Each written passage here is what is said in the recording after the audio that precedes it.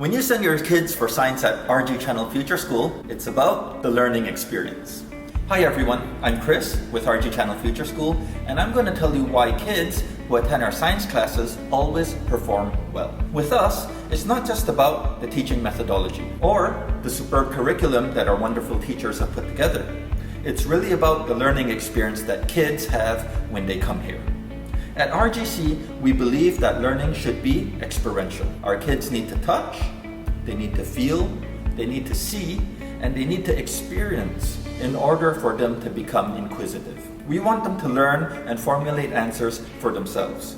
This doesn't mean that we ignore examination skills. No. It means that we guide them to understand topics and find answers on their own before teaching them the techniques that they need to use to demonstrate understanding of the new knowledge that they have acquired. Our lessons here are activity-based to nurture your child's love for science. Kids build up concept maps together and topics are regularly reviewed.